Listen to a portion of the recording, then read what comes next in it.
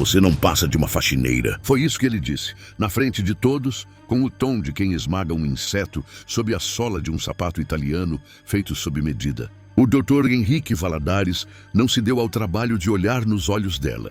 Ele apenas gesticulou com a mão direita, a mesma mão que operava corações, como se estivesse espantando uma mosca inconveniente. O que ele não sabia é que aquela mulher com as mãos marcadas pelo detergente escondia um passado que faria o seu império de aparências parecer uma casa de cartas. Alzira não era apenas uma funcionária. Ela era uma testemunha silenciosa, treinada em um mundo de segredos que Henrique jamais conseguiria acessar.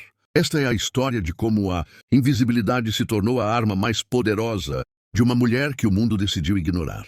O despertador de Alzira não tocava com uma música suave. Era um chiado metálico, persistente, que cortava o silêncio das 4h15 da manhã. No pequeno quarto nos fundos de uma casa simples na periferia, o som parecia ecoar nas paredes de reboco cru. Alzira se levantava com uma lentidão que não era preguiça, mas sim um cálculo preciso de energia. Aos 58 anos, cada movimento precisava ser economizado. Ela sentia o peso dos anos nas articulações, uma dor surda nos joelhos que já se tornara sua companhia constante. Antes de colocar os pés no chão frio, ela permanecia sentada na beira da cama por exatamente 2 minutos. Ninguém que a visse naquele momento, envolta em um roupão de flanela gasto, imaginaria que Alzira guardava em sua memória os protocolos de etiqueta da Casa de Saboia. Anos atrás, muito antes de o Dr. Henrique sequer sonhar com o diploma de medicina, Alzira fora a governanta pessoal de uma condessa europeia exilada no Brasil.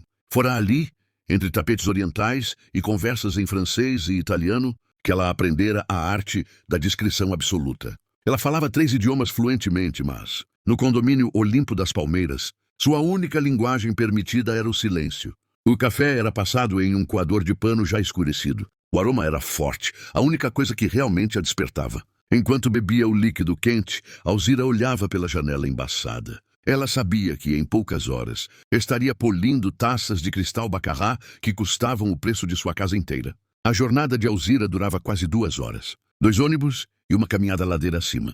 Quando atravessava os portões do condomínio, ela colocava o uniforme azul marinho, impecavelmente passado, e prendia o cabelo em um coque tão firme que esticava a pele do seu rosto. Naquele momento, ela deixava de ser Alzira, a mulher que lia poesia clássica e entendia de legislação internacional por osmose. Ela se tornava a ajuda. O apartamento do Dr. Henrique Valadares era uma cobertura triplex. Ao entrar pela porta de serviço, Alzira era recebida pelo silêncio opressor do luxo. Dr. Henrique era um homem de hábitos rígidos. Ele não olhava para Alzira. Café? Forte? Sem açúcar? Disse Henrique, sem desviar os olhos do iPad. Sim, senhor, respondeu Alzira, a voz baixa, neutra. E Alzira? Ele chamou enquanto ela já se retirava. Sim, doutor. O tapete do hall. Há uma marca de 1 milímetro de fuligem. Se eu conseguir ver, significa que você não trabalhou. Estamos claros? Perfeitamente, senhor. Ele voltou ao tablet. Para ele, Alzira era uma extensão orgânica do aspirador de pó. Mas Alzira, enquanto preparava o café com a precisão de quem já serviu a realeza, observava a tela do tablet, refletida no vidro da cristaleira. Eram gráficos de fundos de investimento em Luxemburgo. Números que não batiam com a declaração de bens que ela vira por acaso em uma revista de economia na semana anterior. A invisibilidade era sua melhor ferramenta. Alzira limpava com uma precisão cirúrgica.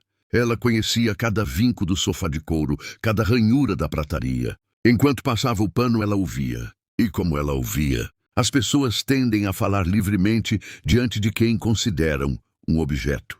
Dr. Henrique discutia transações financeiras complexas pelo telefone enquanto ela polia o corrimão da escada. Não me importa a origem, faça o depósito na conta de Genebra. Henrique dizia, a voz baixa, mas carregada de uma arrogância perigosa. E a auditoria é cega. Eles não veem o que não querem ver. Alzira continuava esfregando o metal, o rosto inexpressivo. Por dentro, sua mente processava os termos. Swift Codes, evasão de divisas, offshores. Ela reconhecia a estrutura. Era o mesmo padrão que vira derrubar ministros no passado. Mas ela era apenas a faxineira. Quem acreditaria que ela sabia a diferença entre uma conta de custódia e uma lavagem de capitais? Sua rotina era um exercício de humilhação cotidiana. A esposa de Henrique, Beatriz, Uma mulher 30 anos mais jovem tratava Alzira com uma benevolência que era pior que o desprezo. Alzira, querida, tome cuidado com esse vaso de Murano. Ele tem história, sabe? Coisas que gente como você não entenderia, dizia Beatriz, rindo ao telefone com uma amiga. Com certeza, senhora. É uma peça belíssima, respondia Alzira, em um português perfeito, quase erudito, que Beatriz era burra demais para notar. Alzira sabia que o Murano era, na verdade, uma réplica barata comprada em um leilão de fachada. Ela conhecia o peso do vidro original. Aquele ali era leve demais, vazio demais. Exatamente como os donos da casa. A construção dessa vida invisível era o escudo de Alzira. Ela era a testemunha ocular de uma realidade que poucos conheciam. Henrique Valadares achava que controlava tudo. Ele controlava os hospitais, os estagiários, as enfermeiras e as contas bancárias. Mas ele não controlava os olhos que o observavam do canto da sala. Muitas vezes, ao limpar o escritório do Dr. Henrique, Alzira se deparava com documentos deixados displicentemente sobre a mesa. Henrique acreditava que ela era analfabeta funcional, como a maioria das mulheres da sua idade e classe social que ele conhecera. Ele não sabia que ela lia contratos em 3 línguas. Certa vez, ela encontrou um envelope pardo vindo de uma clínica na Suíça. O nome no destinatário era o de um laranja que Alzira já tinha ouvido Henrique mencionar. Ao abrir para limpar a mesa, ela viu resultados de exames de DNA e transferências de patrimônio para uma conta secreta. Henrique estava desviando dinheiro do hospital filantrópico que ele dirigia. Ela sentiu uma pontada de indignação, mas seu rosto permaneceu como uma máscara de mármore. Ela dobrou o papel, colocou-o exatamente onde estava e continuou a limpar o pó. Paciência, ela pensava. A água ferve lentamente antes de transbordar. Alzira voltava para casa no ônibus lotado, sentindo o cheiro de suor e cansaço dos trabalhadores. Ali, ela era igual a todos. Mas em sua bolsa, guardada na memória, ela levava segredos que valiam milhões. Ela não queria o dinheiro, ela queria a justiça. Ela queria ver o momento em que a máscara de perfeição do Dr. Henrique cairia. Ela chegava em casa às 8 da noite. Seu filho, um jovem que estudava direito com bolsas e sacrifício, a esperava com o jantar. Como foi o dia, mãe? Ele perguntava. Foi calmo, meu filho. Eu apenas limpei o que estava sujo, ela respondia, ou com um meio sorriso que ele nunca entendia completamente. Alzira sabia que o sujo que ela limpava ia muito além da poeira nos móveis. Ela estava mapeando o lixo moral de uma elite que se achava intocável. Ela observava a escalada de arrogância de Henrique. O médico agora recebia políticos em casa. As conversas ficavam mais pesadas, os valores mais altos, e o desprezo por Alzira aumentava, proporcionalmente ao poder que ele achava que tinha. Ela não ouve, Henrique disse uma vez para um senador, apontando para Alzira que servia os canapés. É como um móvel. Você pode falar qualquer coisa na frente dela. É a vantagem de contratar gente desse nível. Eles não têm capacidade de processar o que acontece aqui. O senador riu, uma risada gorda e satisfeita. Alzira apenas ofereceu a bandeja de prata. Por dentro, ela anotava o nome do senador e a data daquela reunião. A vida invisível de Alzira estava chegando a um ponto de ruptura. O Dr. Henrique estava ficando descuidado. Ele achava que o mundo era seu palco e que as sombras, como Alzira, nunca ganhariam voz. Mas o que ele esquecera é que as sombras são as únicas que veem o que acontece na escuridão.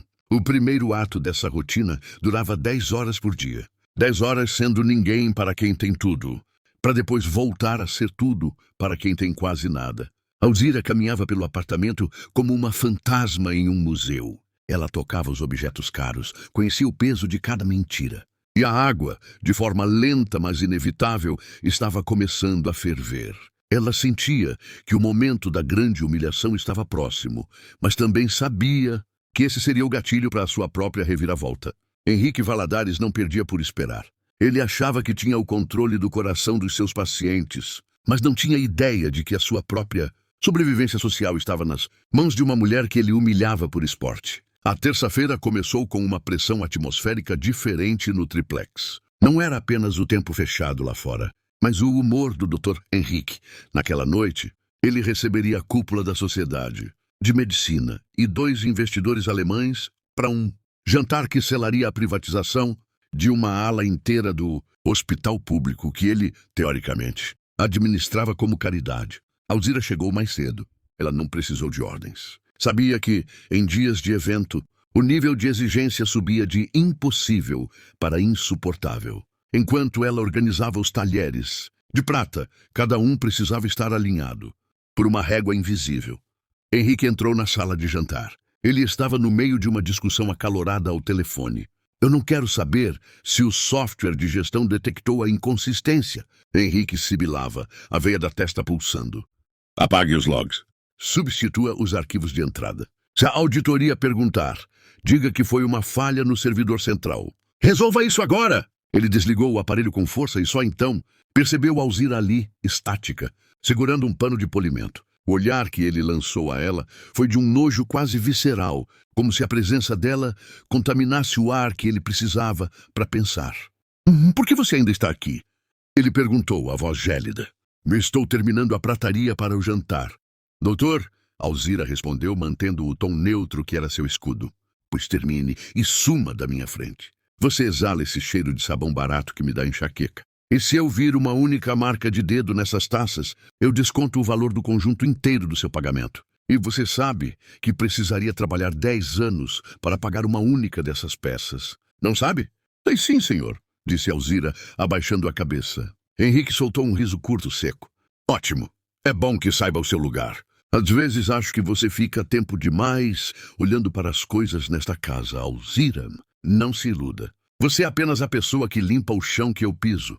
Nada mais. Ele saiu, deixando para trás o rastro do seu perfume caro e uma tensão que parecia fazer o cristal vibrar. Alzira não tremeu.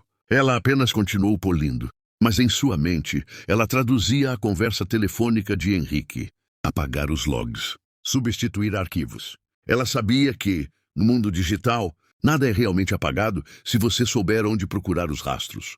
Ela pensou no seu filho, que passava noites estudando segurança da informação e em como as peças daquele quebra-cabeça criminoso estavam se encaixando. A humilhação, porém, estava apenas começando. Por volta das 7 da noite, os convidados começaram a chegar. Beatriz, a esposa, descia as escadas como se estivesse em uma passarela, ostentando um colar de esmeraldas que brilhava com uma luz quase ofensiva. Ela parou ao lado de Alzira, que servia taças de champanhe em uma bandeja. Alzira, por favor, Beatriz disse, sem olhar para ela, falando com uma das convidadas. Olhe para isso. Eu tento ensinar etiqueta para ela, mas é como tentar ensinar latim para um gato. Beatriz pegou a bandeja das mãos de Alzira com um puxão brusco, fazendo o líquido dourado balançar perigosamente. Veja como ela segura a bandeja tão grosseiro, tão periferia. Mas o que podemos esperar, não é? O serviço, hoje em dia, é uma caridade que fazemos. Se eu não a mantivesse aqui, ela estaria passando fome. Não é, Alzira? Diga para a senhora Montenegro, como você é grata por eu não ter te demitido depois daquela mancha no sofá. Alzira sentiu o olhar de piedade fingida da senhora Montenegro. Sou muito grata, senhora. Alzira disse, as palavras saindo como automatismos. Viu só? Beatriz sorriu satisfeita. Elas são felizes na simplicidade delas. Agora vá, desapareça na cozinha. Só apareça quando eu tocar o sino para o serviço principal. E, por favor, tente não tropeçar nos próprios pés. O jantar transcorreu entre risadas altas e discussões sobre lucros. Alzira entrava e saía da sala como uma sombra. Ela ouvia as piadas preconceituosas, os comentários sobre como o país estava difícil porque os pobres agora queriam direitos. Ela ouvia tudo com a mesma expressão de quem observa o clima. O ápice da noite veio quando o Dr. Henrique, já levemente alterado pelo vinho de R$3.000 a garrafa, decidiu ostentar sua coleção de vinhos raros. Ele chamou Alzira para trazer uma garrafa específica de um Chateau Petrus, que estava em uma climatizada especial no escritório. Alzira trouxe a garrafa com todo o cuidado, mas Henrique, ao tentar pegá-la de forma descuidada para mostrar o rótulo a um investidor alemão, esbarrou no braço dela. A garrafa não caiu, mas um pouco de vinho espirrou no punho da camisa branca de Henrique. O silêncio na sala foi imediato. A face de Henrique passou de um vermelho festivo para um roxo de fúria em segundos. Sou imbecil, ele gritou, a voz ecoando pelo pé direito duplo da sala. Me perdoe, senhor, o senhor esbarrou. Alzira tentou dizer, mas foi cortada. Eu esbarrei? Você está sugerindo que a culpa é minha? Henrique se levantou, a presença física tentando intimidá-la. Olhem para isso. Uma camisa de seda egípcia, destruída pela incompetência de uma analfabeta. Ele pegou o guardanapo de linho e jogou em direção ao rosto de Alzira. O tecido bateu nela e caiu no chão. Limpe, agora, de joelhos. Alzira paralisou por um segundo. Os convidados desviaram o olhar constrangidos, mas ninguém disse uma palavra. A injustiça era um espetáculo silencioso. Eu pedi para você limpar, Alzira, Henrique repetiu, a voz agora baixa e venenosa. Ou será que sua audição é tão limitada? Quanto sua inteligência? Você não passa de uma faxineira. Sua única função na Terra é limpar a sujeira que eu deixo. Entendeu? Alzira respirou fundo. Ela sentiu o cheiro do vinho, o cheiro da humilhação, o cheiro da podridão moral daquela sala. Lentamente, com uma dignidade que parecia vir de séculos de linhagem, ela se ajoelhou no mármore frio. Ela limpou a gota de vinho do chão, enquanto Henrique continuava a falar sobre ela como se ela fosse um objeto quebrado. É por isso que o mundo está assim, Henrique disse, voltando-se para o investidor alemão. Damos dignidade, damos emprego e recebemos isso. Incompetência pura. Mas não se preocupe, Hans, ela vai aprender. No fim do mês, o valor da lavanderia e da garrafa aberta será descontado. Ela vai trabalhar de graça por um bom tempo para aprender a ter mãos mais leves. Alzira se levantou. Ela não olhou para Henrique. Ela olhou para o reflexo dele no espelho veneziano atrás da mesa. Ela viu o suor na nuca dele, viu o tremor nervoso nas mãos. E viu, acima de tudo, a pasta de documentos, que ele havia esquecido aberta no aparador. Lateral para impressionar os alemães com os números da caridade. Naquele momento, enquanto todos riam de uma piada que Henrique contou para quebrar o gelo após o surto, Alzira viu algo que ninguém mais notou. Um dos papéis na pasta não era um contrato. Era um recibo de transferência direta para uma conta em um paraíso fiscal, com o carimbo de uma fundação que ela conhecia bem. A Fundação de Apoio a Crianças com Câncer, que Henrique usava para limpar sua imagem. O valor era de 7 dígitos. A data era de ontem. Alzira retirou-se para a cozinha. Suas mãos não tremiam. Elas estavam firmes. Ela pegou o pano de prato e o dobrou com perfeição. Você não passa de uma faxineira, ela sussurrou para si mesma, em um italiano impecável que faria Beatriz engasgar. Marie, ma una governante sa sempre dove si nasconde la polvere più sporca. Mas uma governanta sabe sempre onde se esconde a poeira mais suja. A humilhação pública fora o erro final de Henrique. Ele achava que havia tirado o poder de Alzira ao fazê-la se ajoelhar. Mas dali de baixo, Alzira teve a visão mais clara de todas. Ela viu que os pés de barro do gigante estavam rachados. Ela voltaria para casa naquela noite sob a chuva, com o uniforme molhado e o coração pesado, mas com uma certeza absoluta. O Dr. Henrique Valadares achava que era o dono do destino. Ele só não sabia que o seu destino acabara de ser assinado por uma gota de vinho e por um par de olhos que ele acreditava serem cegos. Os dias que se seguiram ao jantar foram marcados por um silêncio cortante, como o fio de um bisturi recém-afiado. Dr. Henrique não falava mais com Alzira. Ele emitia comandos. A humilhação da garrafa de vinho não fora esquecida, mas sim institucionalizada. Na folha de pagamento que ela recebeu na sexta-feira, o desconto era obsceno. Quase metade do seu salário havia sido retido sob a rúbrica de ressarcimento de danos materiais. Alzira olhou para o papel no vestiário do condomínio. Suas mãos não tremeram, mas seus olhos, profundos e cansados, brilharam com uma faísca de algo que não era apenas tristeza. Era o cálculo. Ela sabia que para Henrique aquele dinheiro era irrelevante. Era apenas uma forma de lembrá-la de que ele era o dono da sua sobrevivência. No triplex, a atmosfera mudara. Henrique passava horas trancado no escritório, e a frequência de visitantes estranhos aumentou. Não eram mais os médicos renomados ou os investidores de terno impecável. Eram homens de feições duras, que chegavam tarde da noite e não aceitavam nenhum café. Alzira, enquanto passava o pano no corredor, notava que eles deixavam pegadas de barro pesado, incompatíveis com o asfalto limpo do bairro Nobre. Certa manhã, enquanto limpava o escritório, Alzira notou que o Dr. Henrique esquecera a fragmentadora de papel ligada. No cesto de descarte, as tiras de papel acumulavam-se. Qualquer pessoa veria apenas lixo, mas Alzira, treinada pela Condessa de Valery a organizar correspondências diplomáticas décadas atrás, sabia que o que é picado, muitas vezes, guarda mais valor do que o que é arquivado. Ela se inclinou para esvaziar o cesto e, com um movimento rápido e imperceptível, recolheu um punhado de tiras que haviam caído para fora. Eram papéis de uma gramatura superior, com um timbre azulado que ela reconheceu imediatamente. Era o papel oficial de um cartório em Genebra. Curioso, ela pensou, por que um médico brasileiro estaria destruindo documentos de um tabelionato suíço que não aceita transações digitais? A primeira microtensão ocorreu quando ela estava polindo o mármore da entrada e o interfone tocou. Beatriz estava no spa e Henrique ainda não chegara do hospital. Alzira atendeu. Sim, disse ela, mantendo a voz baixa. Entrega para o Dr. Valadares. Remetente, Lered. Precisa de assinatura física e verificação de selo. Disse uma voz do outro lado, com um sotaque carregado. Algo que Alzira identificou como um dialeto do norte da Itália. Yudus, o doutor não se encontra. Pode deixar na portaria, respondeu Alzira, testando o interlocutor. Não, o protocolo Lered não permite portaria. Diga ao doutor que o tempo está esfriando e o inverno em Milão é rigoroso. Ele entenderá. A ligação caiu. Alzira permaneceu com o interfone na mão. Lered, o herdeiro. Ela conhecia esse termo. Não era o nome de uma empresa. Era um código de uma antiga linhagem de facilitadores financeiros que operavam nas sombras da Europa. Henrique estava brincando com fogo, e o fogo estava começando a lamber a porta do seu triplex. Quando Henrique chegou, Alzira entregou o recado. Ela o fez enquanto limpava as portas de vidro da varanda, de costas para ele.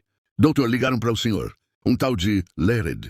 Disseram que o inverno em Milão será rigoroso. O som do copo de uísque batendo no aparador de cristal foi como um tiro no silêncio da sala. Alzira não se virou, mas viu pelo reflexo no vidro que o rosto de Henrique perdera a cor. Ele levou a mão à gravata, afrouxando-a com um gesto desesperado. O que mais eles disseram? Ele perguntou, a voz subitamente rouca. Apenas isso, senhor. Pediram assinatura física. Eu disse que o senhor não estava. Você é uma idiota. Ele explodiu, recuperando a agressividade para mascarar o medo. Por que atendeu esse interfone? Eu já disse que você não deve tocar em nada que não seja um pano de limpeza. Se eles voltarem, você não atende. Você some, entendeu? Sim, senhor.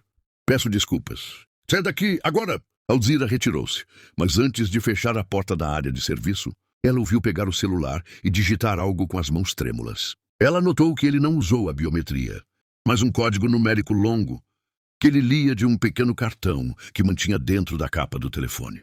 A escalada de estranheza continuou. Beatriz, a esposa, começou a demonstrar sinais de pânico. Ela não saía mais para o shopping. Passava o dia andando de um lado para o outro, bebendo vinho branco e conferindo as câmeras de segurança do apartamento pelo celular. Alzira! Gritou Beatriz da sala. Alzira apareceu imediatamente. Sim, senhora. Por que tem um carro escuro parado na frente do prédio há 3 horas? Você viu quem está lá? Não vi ninguém, senhora. Deve ser algum motorista esperando um morador. Você é cega? É claro que não é um motorista. Eles estão vigiando. Beatriz começou a chorar de forma histérica. O Henrique, ele me disse que tudo era seguro. Ele disse que o hospital era a nossa mina de ouro. Nesse momento, Henrique entrou na sala. Ele viu a cena e, em vez de consolar a esposa, lançou um olhar de puro ódio para Alzira. O que você disse para ela? Ele avançou em direção à faxineira. Eu não disse nada, doutor. A senhora Beatriz está nervosa com o movimento da rua. Pois volte para a cozinha e fique lá. Se eu ouvir sua voz novamente hoje, você sai daqui sem 1 centavo, por justa causa. Eu invento um roubo, eu chamo a polícia e você apodrece na cadeia antes de conseguir explicar que é inocente. Você sabe que a minha palavra vale mais que a sua vida, não sabe? Alzira o encarou. Por um breve segundo, ela não baixou os olhos. Henrique hesitou, sentindo uma força estranha vinda daquela mulher miúda de uniforme azul. Mas a máscara de Alzira voltou rapidamente. Sei sim, senhor. Com licença. Naquela noite, Alzira não foi embora imediatamente. Ela fingiu que estava organizando a despensa enquanto Henrique e Beatriz discutiam no quarto. Ela precisava de uma última peça do quebra-cabeça. Ela foi até o escritório, que Henrique esquecera de trancar na sua pressa de calar a esposa. A sala estava na penumbra. O computador de Henrique estava em modo de espera, mas a luz do módem piscava freneticamente, indicando um upload massivo de dados. Alzira aproximou-se da mesa. Ela viu o cartão que Henrique usara mais cedo. Estava jogado sobre um maço de notas de euro. Ela não tocou no dinheiro. Ela pegou o cartão. Nele, havia uma sequência alfanumérica e um símbolo, uma pequena coroa estilizada. O Saboia, ela sussurrou. Ele está usando as rotas de lavagem da antiga nobreza exilada. Foi então que ela ouviu os passos no corredor. Henrique estava voltando. Alzira não tinha tempo de sair pela porta. Ela se escondeu atrás da pesada cortina de veludo que isolava a varanda do escritório. O coração dela batia com calma, um ritmo constante de quem já enfrentou Perigos muito maiores do que um médico corrupto. Henrique entrou bufando. Ele sentou-se à mesa e começou a falar ao telefone. Mas desta vez, ele falava em um italiano arrastado, tentando parecer sofisticado, mas cometendo erros gramaticais básicos que Alzira, em seu esconderijo, identificava com um sorriso interno de desdém. Sì. Il pagamento sta chegando. Io ho tutto sotto controllo. La donna non sa niente. È solo come si dice, uma faxineira. Ele riu, uma risada que cheirava a arrogância e derrota iminente. Lei é invisível. Nessuno guarda l'ombra. Ela é invisível. Ninguém olha para a sombra. Alzira fechou os olhos. Ele estava certo. Ninguém olha para a sombra. E é exatamente por isso que a sombra pode ver tudo o que a luz tenta esconder. Ela esperou que ele saísse para o banho 10 minutos depois, para deslizar silenciosamente para fora do escritório e em direção à porta de serviço. Ao sair do prédio, o ar da noite estava frio. Ela caminhou até o ponto de ônibus, sentindo o peso do cartão que pegara emprestado e que devolveria no dia seguinte, antes que ele desse falta. Mas antes disso, ela faria uma parada. Ela não foi para casa. Ela foi até uma lan house, que funcionava 24 horas perto da estação de metrô. O ambiente cheirava a cigarro e eletrônicos velhos. Alzira sentou-se no computador do fundo, o mais isolado. Suas mãos, que o Dr. Henrique disse serem grosseiras e incapazes de entender latim, voaram pelo teclado. Ela não abriu redes sociais. Ela abriu um terminal de acesso remoto que o seu filho, o estudante de direito e entusiasta de segurança digital, a ensinara a usar para emergências. Ela digitou a sequência do cartão. A tela brilhou com uma interface em preto e verde. Um sistema de contabilidade paralelo. Milhões de reais desviados do hospital público, convertidos em criptoativos e enviados para contas em Milão e Genebra. E lá estava o nome, Dr. Henrique Valadares, identificado apenas como o operador. Mas havia algo mais. Um arquivo chamado Protocolo de Descarte. Alzira clicou. O arquivo continha uma lista de nomes, médicos, enfermeiros e pacientes que haviam falecido por complicações inesperadas, em cirurgias realizadas por Henrique. Todos eles tinham algo em comum, eram testemunhas de irregularidades no hospital. O estômago de Alzira embrulhou. Não era apenas ganância, era assassinato. Ela sentiu uma mão no seu ombro e quase saltou da cadeira. Era o atendente da lan house, um jovem de cabelos tingidos. Ei, tia, a senhora tá bem? Parece que viu um fantasma. Alzira fechou a tela com um comando rápido. Estou bem, meu filho. Só estou terminando de ver uma receita. Ela apagou e saiu. O mundo parecia diferente agora. O triplex do Dr. Henrique não era mais um palácio. Era uma cena de crime. E ela, a mulher que ele humilhara, que ele fizera ajoelhar para limpar vinho do chão, era agora a única pessoa no mundo que detinha a chave para a sua cela. Mas ela precisava de provas físicas. Ela precisava do documento original que ele estava tentando fragmentar. Ela precisava de um momento de distração total dele. E ela sabia exatamente quando isso aconteceria. O aniversário de 50 anos do Dr. Henrique seria na próxima semana. Uma festa para 500 pessoas. O momento perfeito para um homem arrogante baixar a guarda. Você não passa de uma faxineira. A voz dele ecoou na mente de Alzira enquanto ela subia no ônibus lotado. Ela sorriu. O inverno em Milão realmente seria rigoroso. Mas para Henrique, o gelo chegaria muito antes do previsto. A mansão suspensa do Dr. Henrique Valadares fervilhava.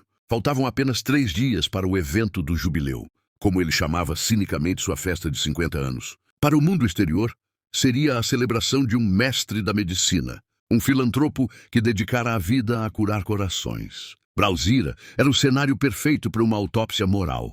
Alzira chegou ao triplex carregando uma pequena bolsa de pano, mais pesada do que o habitual. Dentro, não havia apenas seu almoço e o uniforme. Havia um segredo guardado por 30 anos, um diário encadernado em couro legítimo, com o brasão da Casa de Saboia. Aquele diário não era dela, mas da Condessa de Valéry, a mulher que Alzira servira na juventude e que lhe ensinara que o verdadeiro poder não grita, ele sussurra de onde ninguém está ouvindo. Enquanto Henrique gritava ordens para os organizadores da festa na sala, Alzira subiu para o 3º andar, a área mais restrita. Ela precisava encontrar o livro negro que vira nas sombras do escritório. Alzira! A voz de Henrique cortou o corredor como uma chicotada. Ela parou instantaneamente, as mãos entrelaçadas à frente do corpo. Henrique subia as escadas, o rosto vermelho de irritação. O que você está fazendo aqui em cima? Eu não dei ordem para limpar as suítes de hóspedes ainda. O lustre de cristal do hall superior, doutor. Notei ontem que um dos pingentes está frouxo. Se cair durante a festa, pode ferir alguém, ela respondeu. A voz calma, quase submissa. Henrique parou bufando. Ele olhou para o lustre de 5 metros de altura. Pelo menos para isso você serve. Para ver a sujeira e os defeitos que ninguém mais vê. Vá, aperte essa porcaria. E se quebrar algo, já sabe. A dívida passa para os seus netos. Ele deu as costas e desceu. Alzira esperou o som dos passos desaparecer. Ela não foi até o lustre. Ela entrou no escritório dele. Henrique era um homem de tecnologia, mas homens como ele, que lidam com crimes de sangue, nunca confiam totalmente em bits e bytes. Eles precisam de algo físico. Alzira sabia disso porque a condessa dizia: o que está na nuvem pode ser hackeado, o que está no papel precisa ser queimado. E cinzas contam histórias. Ela se aproximou da estante de livros raros. Henrique ostentava edições de luxo de Hipócrates e tratados médicos em latim, que ele nunca abrira. Alzira passou o dedo pelas lombadas. Ela buscava um volume específico de Humani Corporis Fabrica, de Andreas Vesalius. Era uma réplica pesada. Ao puxar o livro, ela não encontrou papel, mas um fundo falso. Ali, escondido entre o mármore da parede e a madeira da estante, estava um pequeno drive USB de titânio e um caderno de anotações em papel bíblia, quase transparente. Alzira abriu o caderno. Sua visão, ajudada por óculos de leitura baratos que ela tirou do bolso, focou nos nomes. Não eram apenas transações. Eram códigos de pacientes. Paciente 402, unidade São Judas. Procedimento, valvoplastia. Resultado, óbito por choque séptico. Instrumento contaminado. Acordo, 500.000 via offshore 7. Seu sangue gelou. Henrique não estava apenas desviando dinheiro. Ele estava economizando em insumos básicos, usando material reesterilizado ilegalmente e comprando o silêncio das famílias com o dinheiro que roubava do próprio hospital. De repente, o som da maçaneta girando. Alzira não tinha tempo de recolocar o livro. Ela deslizou o caderno e o drive para dentro do seu avental e, com a agilidade de quem passou a vida se esquivando de obstáculos, pegou um espanador que deixara estrategicamente sobre a mesa. Henrique entrou. Ele parecia transtornado. Eu esqueci meu celular. Ele parou, os olhos fixos em Alzira, que estava a centímetros da estante. O que você está fazendo aí? Limpando o pó dos livros de latim, doutor. O senhor sabe que o papel antigo atrai traças. Seria uma pena perder uma coleção tão cara. Henrique caminhou até ela. O ar entre os dois ficou denso. Ele olhou para o livro de Vesalius. Alzira manteve a respiração rítmica. Ela sabia que se ele desse um passo a mais, veria que o livro não estava perfeitamente alinhado. Você entende o que está escrito nesses livros, Alzira? Ele perguntou com um sorriso de escárnio, tentando recuperar o domínio através da humilhação intelectual. Não, doutor. São letras bonitas, mas parecem desenhos para mim. Henrique riu, uma risada gutural e feia. Exato, desenhos. É a diferença entre nós. Eu sou o arquiteto da vida e da morte. Você é apenas a pessoa que limpa o rastro que eu deixo. Saia. Agora, vou trancar esta porta e não quero ver sua sombra aqui dentro até o dia da festa. Alzira saiu. Ela sentia o peso do caderno contra sua perna. Cada passo que dava pelo corredor de mármore parecia um estrondo em seus ouvidos. Ela desceu para a cozinha, onde Beatriz chorava baixinho enquanto tomava um calmante. Alzira, você acha que eu sou bonita? E Beatriz perguntou, os olhos inchados. A senhora é deslumbrante, dona Beatriz. Então por que ele me trata como se eu fosse um troféu quebrado? Ele não me toca, Alzira. Ele só olha para o computador e para aqueles homens estranhos. Alzira aproximou-se e por um breve momento quebrou a barreira do serviço. Ela colocou a mão no ombro de Beatriz. Às vezes, as pessoas mais ricas são as que guardam as maiores podridões, senhora. O brilho delas serve para cegar quem está perto. Beatriz olhou para ela, confusa com a profundidade daquelas palavras vindas de uma faxineira. Mas antes que pudesse responder, Alzira retirou a mão e voltou ao seu papel de invisível. Naquela noite, Alzira chegou em casa exausta. Seu filho, Marcos, estava sentado à mesa com seu notebook, rodeado de livros de processo penal. Mãe, você está pálida. O que aconteceu? Alzira não disse nada. Ela apenas colocou o caderno de papel, Bíblia e o drive de titânio sobre a mesa de madeira simples. Marcos, eu preciso que você veja o que tem aqui. Mas escute bem, se você abrir esse arquivo, não haverá volta. O homem para quem eu trabalho é um monstro. Marcos inseriu o drive. Ele usou uma máquina virtual isolada, como aprender em seus cursos de segurança cibernética. Quando os arquivos abriram, ele empalideceu. Mãe, isso aqui são registros de um esquema de lavagem de órgãos e faturamento falso de próteses. Ele está usando o hospital público para realizar cirurgias em estrangeiros ricos, cobrando por fora e registrando como se fossem pacientes carentes que morreram na fila. Vi as mortes, Marcos. Os nomes que eu vi estão aqui também. Ele chama de ajustes de passivo. Mãe, isso é caso de Polícia Federal. Por que você não me contou antes? Porque eu precisava da prova física, meu filho. Palavra de faxineira não prende médico. Mas esses números falam por mim. Alzira sentou-se. Ela olhou para as próprias mãos calejadas. Ela se lembrou da Condessa de Valéry no seu leito de morte, sussurrando em italiano: La giustizia è una signora che cammina piano, ma arriva sempre em tempo. A justiça é uma senhora que caminha devagar, mas chega sempre a tempo. Marcos, amanhã é o grande dia, o aniversário dele. Ele vai estar no auge do orgulho. Ele convidou a imprensa, os políticos, o Conselho de Medicina. Ele quer ser aplaudido. O que você vai fazer, mãe? Eu vou fazer o meu trabalho, Marcos. Eu vou limpar a casa. Alzira passou o restante da noite costurando algo no seu uniforme. Ela não usava linha comum, mas uma fibra técnica que guardara de um antigo kit de costura da Condessa. Ela estava preparando o dispositivo de entrega. O plano era arriscado. Henrique instalara um sistema de segurança de última geração para a festa, com reconhecimento facial e bloqueadores de sinal de celular para garantir a privacidade dos seus convidados ilustres. Ele achava que estava em um bunker, mas ele esqueceu um detalhe fundamental. O sistema de som e os telões, gigantes que exibiriam o vídeo da sua trajetória heróica, estavam sendo montados por uma empresa terceirizada. E quem servia o café para os técnicos? Quem passava o pano sob os cabos de fibra ótica enquanto eles faziam os testes? Alzira. Ela observara a senha do sistema de gerenciamento de mídia gravada em um post-it no verso do tablet do técnico principal. Henrique senta jubileu. Tão previsível, tão arrogante. A cada micro-cliffhanger do destino, Alzira se tornava mais audaz. Na manhã seguinte, ela voltou ao triplex. Henrique estava em um estado de euforia maníaca.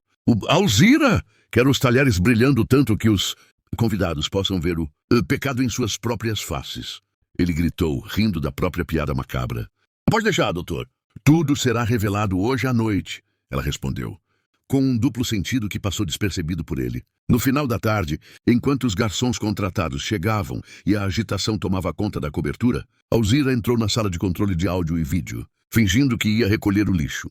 O técnico estava fora, buscando mais cabos no caminhão. Ela tinha exatos 3 minutos. Suas mãos, que Henrique chamou de lentas, moveram-se com a precisão de um pianista. Ela inseriu um pequeno script que Marcos criara. O script não deletava nada. Ele apenas programava um atraso de entrada no vídeo de homenagem. No momento em que Henrique apertasse o botão para mostrar suas cirurgias de sucesso, o sistema buscaria os arquivos do drive de titânio que agora estava conectado fisicamente à central. Quando ela estava saindo, a porta se abriu. Era o Dr. Henrique. O que você está fazendo aqui? Este lugar é proibido para o pessoal da limpeza. Alzira segurou o saco de lixo com força. Eu peço desculpas, senhor. Vi alguns copos plásticos jogados e achei que... Henrique a pegou pelo braço. Seus dedos apertaram a carne de Alzira com uma força desnecessária. Você é muito xereta, Alzira. Começo a achar que sua gratidão pela minha caridade acabou. Depois da festa, nós vamos conversar seriamente sobre o seu futuro. Ou a falta dele. Ele a empurrou para fora. Alzira não disse nada. Ela apenas ajeitou o avental. O palco estava montado. O vilão estava pronto para o seu discurso. E a mulher que ele considerava invisível acabara de plantar a semente da sua destruição no coração, do seu próprio império tecnológico. A festa começou. O cheiro de perfume caro inundava o ar. O tilintar das taças de cristal soava como música. Mas para Alzira, era o som da contagem regressiva. O salão do triplex estava transformado. Cortinas de seda negra e prata caíam do teto de pé direito triplo e a iluminação, projetada por um cenógrafo de renome, banhava os convidados em uma luz âmbar que fazia as joias das mulheres faiscarem como estrelas aprisionadas. O som ambiente era um quarteto de cordas, tocando versões clássicas de sucessos do rock. Uma escolha de Henrique para parecer moderno, porém sofisticado. Alzira circulava entre os convidados. Ela não carregava mais o avental de limpeza, mas um uniforme de serviço formal. Saia preta abaixo dos joelhos, camisa branca impecável e luvas de algodão. Ela parecia uma estátua de cera em movimento. Para os 500 convidados, ela era apenas mais uma peça da logística, tão relevante quanto o gelo nos baldes de champanhe. Mais um pouco aqui, por favor, disse um desembargador, estendendo a taça vazia sem sequer olhar para o rosto de Alzira. Com prazer, excelência, ela respondeu. O português dela era tão límpido que o homem franziu a testa por um segundo, sentindo uma estranheza que não soube explicar, mas logo voltou a rir de uma piada sobre a última reforma judiciária. Dr. Henrique era o sol daquele sistema solar de vaidades. Ele vestia um smoking de veludo azul noite e circulava com uma taça de cristal na mão, distribuindo tapinhas nas costas e sorrisos clareados a laser. Ele se sentia invencível. Naquela tarde, ele recebera a confirmação de que os últimos registros do protocolo de descarte haviam sido, supostamente, apagados do servidor central do hospital. Ele acreditava que a última ponta solta fora cortada. Às 10 horas da noite, Henrique subiu ao pequeno palco montado diante de um telão de LED de última geração que ocupava uma parede inteira. O silêncio se impôs. O quarteto de cordas parou. Meus amigos, colegas e autoridades, Henrique começou, a voz projetada com a confiança de quem comanda destinos. Chegar aos 50 anos é olhar para trás e ver não apenas o tempo que passou, mas as vidas que foram salvas. A medicina não é apenas minha profissão, é meu sacerdócio. Este hospital, que hoje expandimos para o setor privado, é o meu legado para esta cidade. Aplausos entusiasmados ecoaram. Beatriz, ao lado do palco, sorria de forma mecânica, os olhos fixos no vazio, entorpecida por ansiolíticos. Preparei uma pequena retrospectiva, continuou Henrique, fazendo um sinal para a cabine de som onde Alzira estava há poucos minutos. Um vislumbre do que construímos juntos. Luzes, por favor. O salão mergulhou na escuridão, restando apenas o brilho do telão. O vídeo começou com imagens em preto e branco de Henrique ainda jovem, na faculdade, seguidas por depoimentos de pacientes, pessoas humildes, ensaiadas para chorar de gratidão. A trilha sonora era épica, crescente. Alzira estava parada no fundo do salão, perto da saída de emergência. Ela retirou as luvas brancas. Seu coração não acelerava. Ela sentia a calma gélida de quem observa uma tempestade que ela mesma convocou. De repente, a música épica sofreu uma distorção. Um chiado digital cortou o áudio, e a imagem de um transplante cardíaco de sucesso congelou. A tela ficou preta por 3 segundos. Problemas técnicos? Henrique brincou no microfone, embora sua voz tivesse uma nota de irritação. Parece que a tecnologia ainda não alcançou a excelência das minhas mãos. Os convidados riram. Mas a risada morreu na garganta de todos quando a tela voltou à vida. Não era mais o vídeo institucional. Era uma gravação de câmera de segurança, em ângulo superior, granulada, mas clara. O local era o almoxarifado do hospital. Na imagem, o Dr. Henrique aparecia discutindo com um fornecedor. O áudio, limpo por um filtro de inteligência artificial que Marcos aplicara, preencheu o salão com uma nitidez aterrorizante. Quem use as próteses recondicionadas, eu já disse. Gritava o Henrique da tela. E o lote novo vai para a clínica de Milão. Esses pacientes do SUS não sabem a diferença. Se morrerem, a culpa é da comorbidade. Ninguém faz autópsia em indigente, seu idiota. Um suspiro coletivo de horror percorreu a sala. Henrique no palco ficou paralisado. Sua mão, que segurava o microfone, começou a tremer tão violentamente que o som do metal, batendo no anel de ouro, ecoou pelos alto-falantes. Desliguem isso, ele gritou, mas o sistema não respondia. É um ataque. É um vírus. A tela mudou novamente. Agora, não eram vídeos, mas documentos. Planilhas de contabilidade paralelas com o título Operação Lerede. Nomes de políticos presentes na sala apareciam, ao lado de valores em euros e códigos, de contas em Luxemburgo. Os convidados começaram a se olhar, o pânico substituindo a admiração. A cumplicidade silenciosa da elite estava sendo exposta sob a luz crua do LED. Mas o golpe final ainda estava por vir. A imagem mudou para uma foto de Alzira. Não a Alzira de uniforme, mas uma foto de 30 anos atrás, jovem, ao lado da Condessa de Valery em um jardim na Itália. Ao lado da foto surgiu um texto em latim, que logo era traduzido para o português na tela. O invisibilia non sunt inexistente. O invisível não é inexistente. Abaixo, um áudio começou a tocar. Era a voz de Henrique, daquela mesma noite do jantar da garrafa de vinho, gravada pelo microfone oculto que Alzira instalara no lustre que ele a mandara consertar. Ela não passa de uma faxineira. É como um móvel. Você pode falar qualquer coisa na frente dela. Eles não têm capacidade de processar o que acontece aqui. A voz de Henrique ecoava, repetindo a frase: capacidade de processar. Capacidade de processar. Enquanto, na tela, uma lista de nomes de pacientes que morreram por infecção hospitalar subia como os créditos de um filme de terror. Henrique desmoronou. Ele caiu de joelhos no palco, exatamente na mesma posição em que fizera Alzira ficar para limpar o vinho do chão. O microfone caiu e rolou até a borda, amplificando o som da sua respiração ofegante, que agora soava como a de um animal encurralado. As luzes do salão se acenderam bruscamente. A porta principal se abriu. Não eram mais convidados. Eram agentes da Polícia Federal. O silêncio era tão absoluto que era possível ouvir o estalar do gelo derretendo nos baldes de champanhe. No meio do caminho entre os policiais e o palco estava Alzira. Ela caminhou lentamente em direção a Henrique. Os convidados se afastavam dela como se ela fosse uma divindade vingativa. Ela parou diante do homem que a humilhara por anos. Ele levantou os olhos, as lágrimas borrando a maquiagem que escondia suas olheiras de corrupto. Por quê? Ele sussurrou, a voz quebrada. Eu te dei um emprego. Eu te sustentei. Alzira inclinou-se levemente. Ela não falou alto. Não precisava. Mas sua voz, agora carregada, com a autoridade de quem fala 4 idiomas e conhece a história de impérios que caíram, por muito menos cortou o ar. O senhor não me deu nada, Henrique. O senhor apenas me emprestou o seu lixo para que eu pudesse ver o que o senhor escondia embaixo dele. O senhor achou que o poder estava no seu sobrenome, no seu diploma ou no seu saldo bancário. Mas o verdadeiro poder... Ela fez uma pausa, olhando para a plateia de poderosos, agora pálidos de medo. O verdadeiro poder é ser invisível e ver a verdade. O senhor se esqueceu de que, para uma governanta da Casa de Saboia, um médico de província não passa de um prestador de serviços. E o seu serviço, doutor, foi reprovado. Ela retirou do bolso o caderno de papel Bíblia e o entregou, calmamente, ao delegado que se aproximava.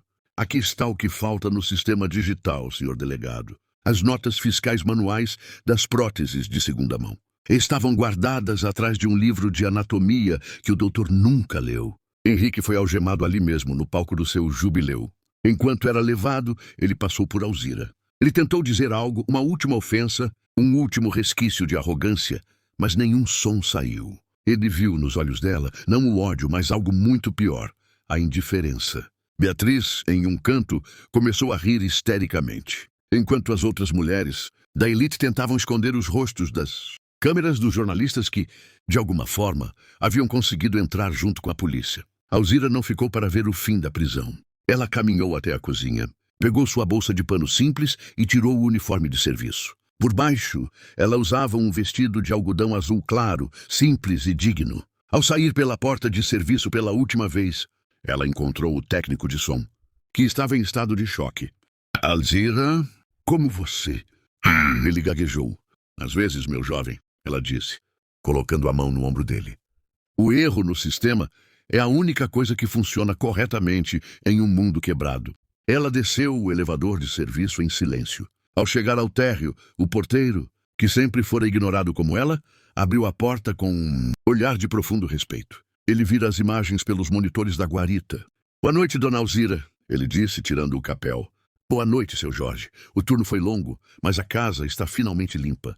Ela caminhou em direção à calçada. O carro escuro que Beatriz temia ainda estava lá, mas agora ela sabia que eram os agentes que ela mesma contatara através do filho. Marcos estava lá, encostado no carro, com um sorriso que misturava orgulho e alívio. Conseguimos, mãe? Não, meu filho, ela respondeu, entrando no carro e olhando para o alto, para as luzes do triplex que começavam a se apagar uma a uma. A justiça conseguiu. Eu apenas segurei a lanterna. A inversão de poder fora total. O homem que se achava um deus agora era um número em um processo criminal. A mulher que era tratada como um móvel era agora a guardiã da verdade.